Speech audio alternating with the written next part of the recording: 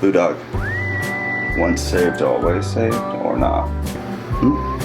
Blue, once saved, always saved, or not? What is it? Is it or no? This is the $1,000,000 question that every Christian is dying to know. Can you lose your salvation, or is it once saved, always saved? Before we begin, you have to understand that your placement on this topic, whichever side of the fence you end up on, is going to be almost entirely contingent upon what your theological view is. What I mean by that is, do you follow a Reformed view of theology? Would you call yourself an Arminianist?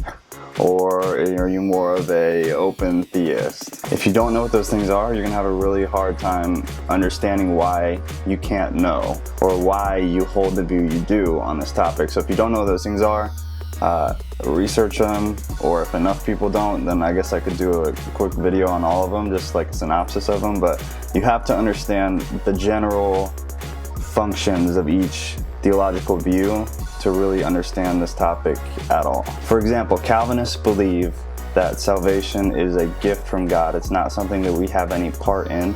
It's not something that we accept. They call it irresistible grace. It's when God calls you to Him, that's your salvation point, and it's over.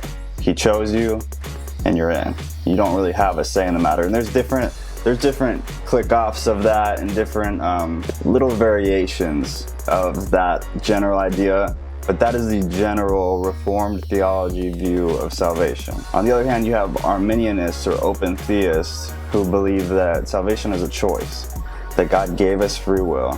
So we had the free will to choose Him.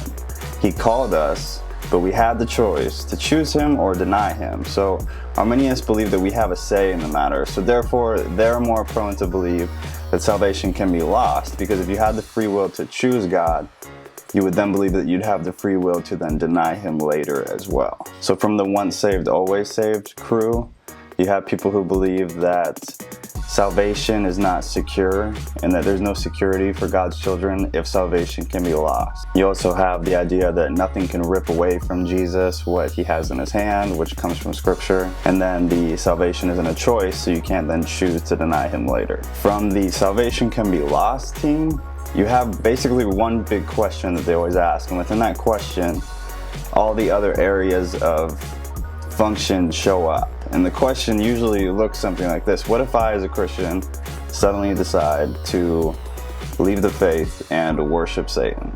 I get real involved in the occult, animal sacrifice, all sorts of weird stuff. Would I then still be some dude that you'd see in heaven later? We're not going to run through every verse for each side of the argument, and I'm going to tell you why. Is because I can find just as many verses for the idea that salvation can be lost as I can for the idea that salvation cannot be lost. So please, for the love of God, don't throw Bible verses at someone when you're talking about this, because it's really evenly keeled. This is something you're not going to figure out with Scripture alone, and we'll talk about that in a minute too. So this is one of those topics that we have to keep our subjectively interpreted Bible verses to ourselves, because this issue will not be figured out with exegesis alone. This is just another topic that we have to be mature, grown-up, adult Christians put on our big boy Christian pants and admit there is no way, just using the Bible, that we can come to a definitive conclusion with this topic. So we have to be adult with each other and be able to have this conversation like adults, respectfully, without having all this subjective crap being thrown back and forth. If you have a set opinion about this topic, that's fine, but we have to recognize that it is just that. It's an opinion. It's a fun subject, but it's a really dumb argument. It's a non-essential topic. So the fact that we have all these heated arguments about it is stupid, and it goes against anything that Jesus has ever taught us. If you have to ask the question of whether you can lose your salvation or not, there's something that I would ask you in return. Is it, why are you asking that question? Are you doing something wrong that's making you wonder if your salvation is secured? Because if that's the case, then maybe you should just stop doing whatever you're doing. But at the end of the day, like I said, you have to understand wherever you stand on this is going to be almost entirely based on what your whole theological view is. So there's no way for me to sit here and tell you salvation can be lost or salvation is forever, because that's my opinion. Because the entire Calvinist crew will say there's no way you can lose your salvation because it was given by God and you can't give back what God gave you. It wasn't a choice, it was irresistible grace. So their entire camp is going to be in that one area, right? Whereas all the open theists and Arminianists over here are going to say, well, it was free will to choose our salvation. We chose God when he called us. We could have said no. So therefore, there's a point in our lives where if we wanted to choose to abandon him then, we could do that too. So you have these two split groups where anything you say to these people, they're just going to brush off because they've already made up their mind. And anything you say to these people is going to be the exact same. The whole point of why I'm doing what I'm doing, and I have a set view on this too, and I fall into one of those two categories. I'm not going to say which. Regardless of that, the whole reason why I'm doing these stupid videos and doing all the stuff that I'm doing is that we need to be, as Christians, we need to come back to being one church.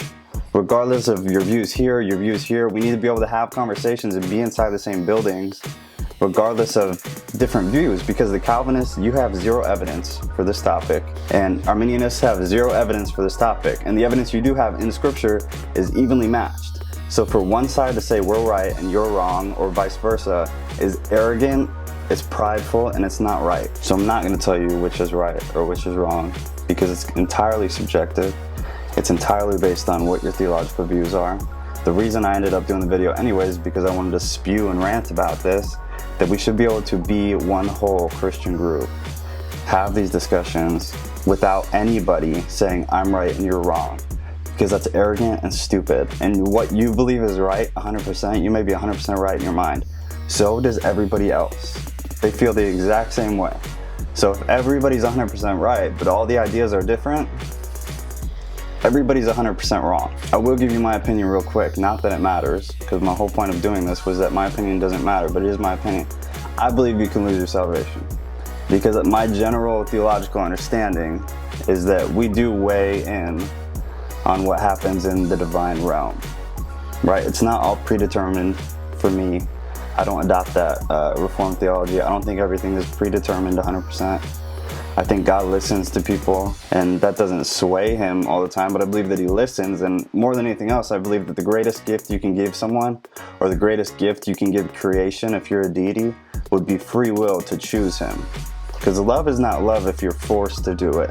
So with this topic, I believe we have the choice. I believe I had the choice to accept his call into ministry, into being saved, and just in general, but then in everything else I'm doing, I don't believe it was forced me to do it. I don't believe I was divinely appointed to do it.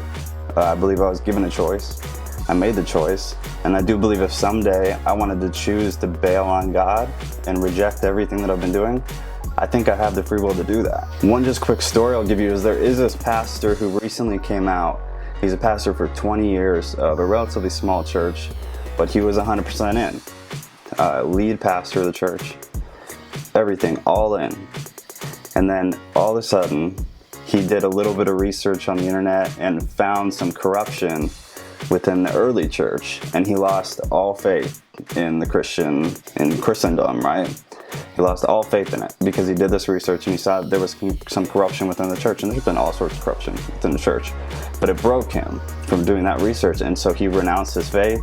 He went on social media, went viral, just spitting on the Christian faith, saying that everything's built on corruption, everything's fake, and he's trying to get other people who are Christian to do the same research so that they denounce their faith as well. My question to you would be, is he still going to heaven? Because I would arguably say that he was definitely saved. Pastor for 20 years, doing all that stuff, he was definitely saved. So he'll be in heaven if you can't lose your salvation, even though he's getting other Christians to denounce their faith. Those are the type of things that have landed me where I land on this topic.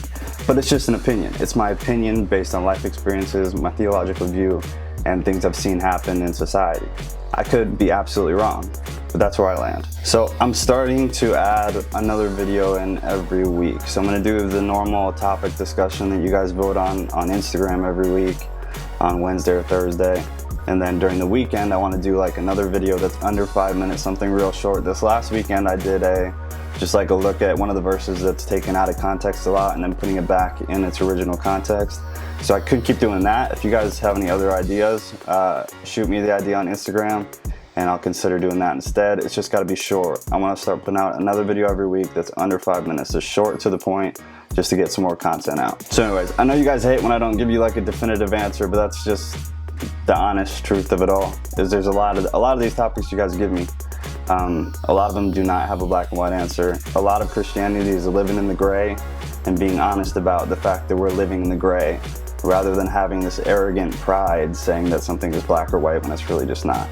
So I'm sorry if this upsets you, but you're always gonna get me as honest as I could possibly be. So do all the YouTube stuff here, find me on Instagram. I made a Facebook, so if you guys go over there and get me on Facebook, everything I post on Instagram is now going to Facebook as well. The Facebook URL will be on the screen somewhere if I can figure out how to do that. Love you guys, I'll see you next week.